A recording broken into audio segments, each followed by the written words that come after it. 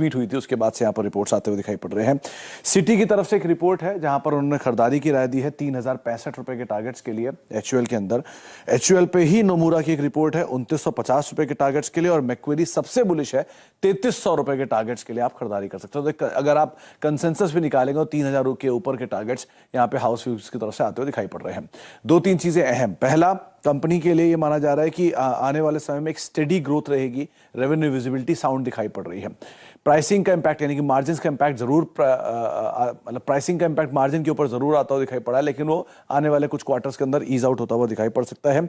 तीसरी तिमाही के लिए वॉल्यूम ग्रोथ करीब करीब 11% आने की बातचीत बाजार के अंदर हो रही है। तो अगर 11% है तो एक लो बेस का बड़ा इंपैक्ट वहां पर आता हुआ दिखाई पड़ सकता है, और जो प्राइस हाइक किए हैं उसका इंपैक्ट भी अगले क्वार्टर्स के अंदर से दिखना शुरू हो जाएगा, तो वो भी कंपनी के मार्जिन को कुछ हद तक सपोर्ट करता हुआ दिखाई पड़ेगा।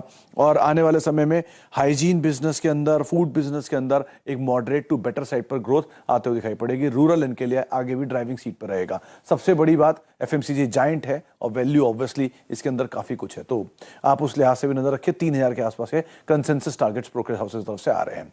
दूसरा नाम जो रिपोर्ट्स में आया है वो है पेटीएम का, जहां पे मॉर्गन स्टैनली की तरफ से भी एक रिपोर्ट है और गोल्डमैन सैक्स की तरफ से भी एक रिपोर्ट आई है, और ये बात इंटरेस्टिंग है कि ये दोनों इनके मर्चेंट बैंकर भी थे।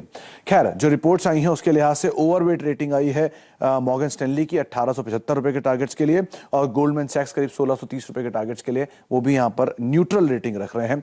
उनका ये मानना है कि कंपनी ने एक अच्छा प्लेटफॉर्म बना के रखा हुआ है और कंपनी के पास बढ़िया ग्रोथ इंजन्स भी हैं उस प्लेटफॉर्म को फर्दर कैपिटलाइज करने को लेकर। इसके अलावा उनको ये मानना है कि आने वाले समय में कंपनी वेल पोजीशनड है जो इंडस्ट्री का सिनेरियो है उसको देखते हुए, और साथ ही साथ going forward non payment revenue की ग्रोथ 30 से लेके 50% के आसपास होगी FY30 तक आते आते। तो कुछ समय पहले जो बाजार के कुछ जानकार हमारे साथ भी जुड़े थे उन्होंने भी ये बात साफ की थी कि कंपनी के पास एक बड़ा क्लाइंट बेस है और उसको कैपिटलाइज करने की कोशिश कंपनी करेगी, और अभी भी ब्रोकर हाउसेज यही मान रहे हैं। तो इसीलिए कंसेंसस टारगेट कहीं 1700, 1750, 1800 की रेंज में आ रहा है। उस लिहाज से आप इस पर भी नजर बना के रख सकते हैं।